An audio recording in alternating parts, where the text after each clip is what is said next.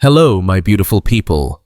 Welcome back to the most complete spoken English course on YouTube, where you learn English without boring grammar, without textbooks, and without stress. Here, you learn by listening to real-life stories and answering simple questions that will boost your fluency.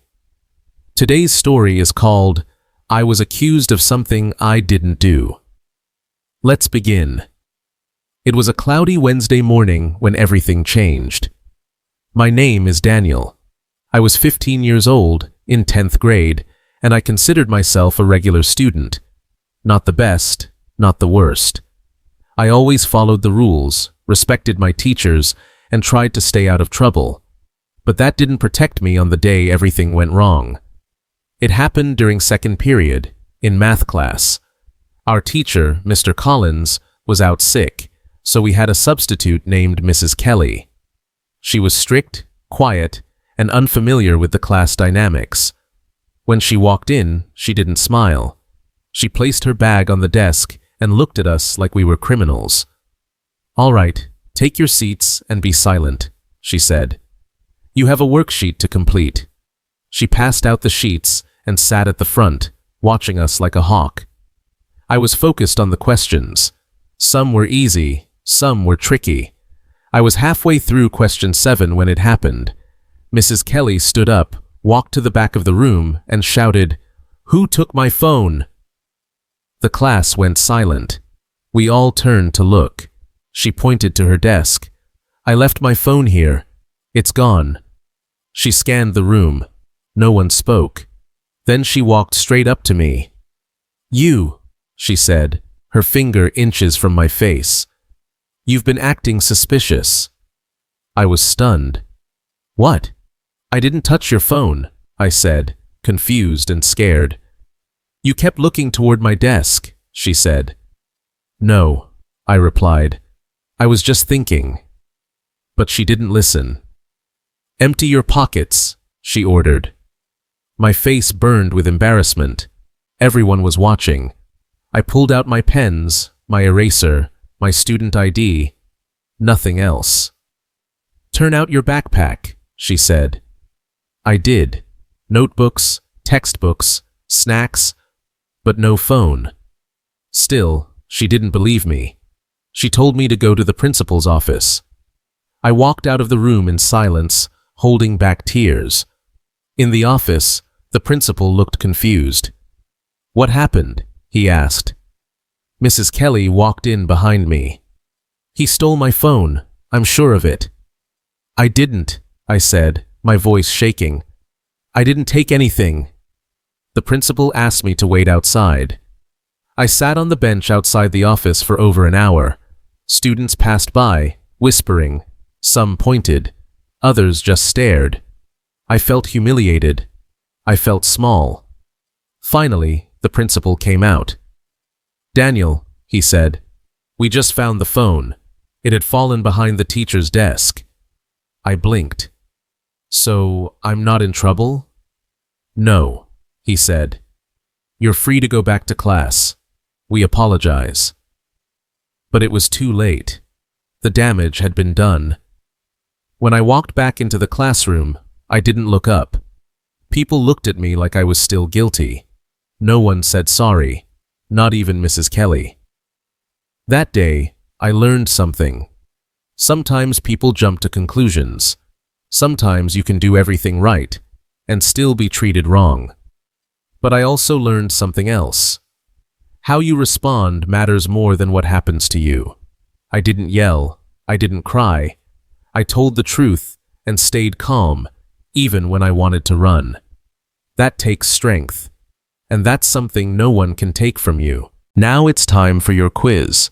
Let's test how much you understood from the story. Remember, answer out loud, and you have 5 seconds to respond after each question. Ready? Let's go. What is the name of the main character in the story?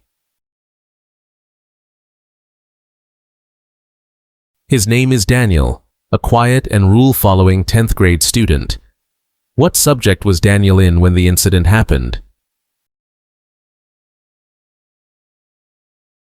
Math class. during second period.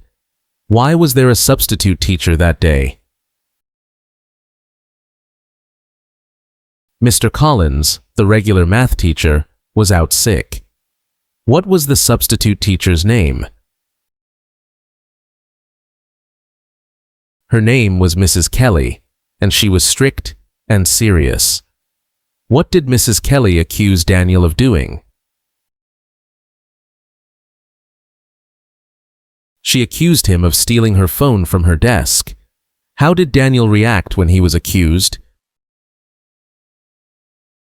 He was shocked and scared, but he denied the accusation and cooperated fully.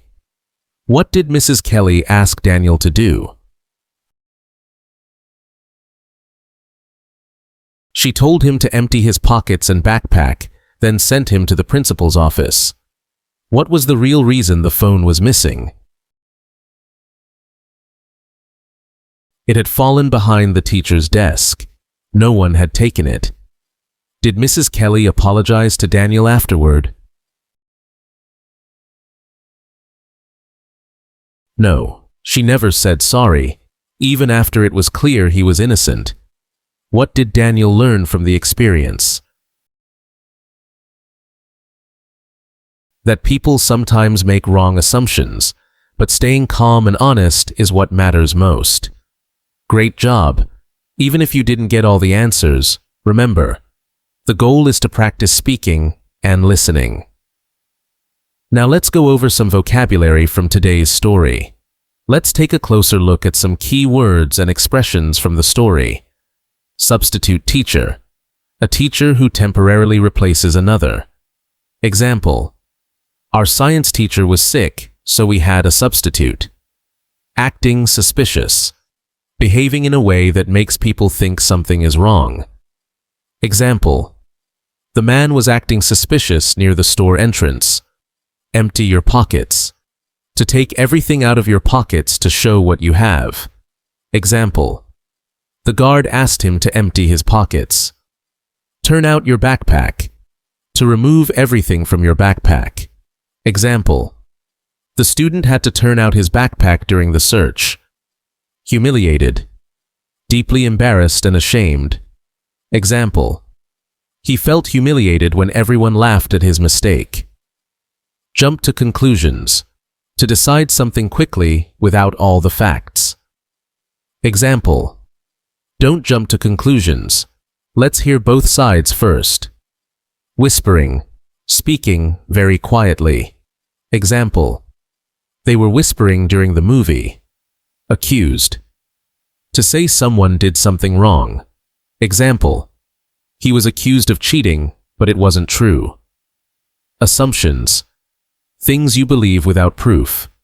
Example, her assumptions about me were completely false. Stay calm, to remain peaceful and not panic. Example, even during the emergency, she stayed calm. Thank you so much for watching this video until the end. You are doing something amazing by learning English with stories. If you enjoyed this lesson, don't forget to like, subscribe, and share this video with your friends so more people can enjoy these stories and learn English the easy way. This is Docentes DigitalesTV, where you learn to speak English fast, easy, and with confidence. See you in the next video.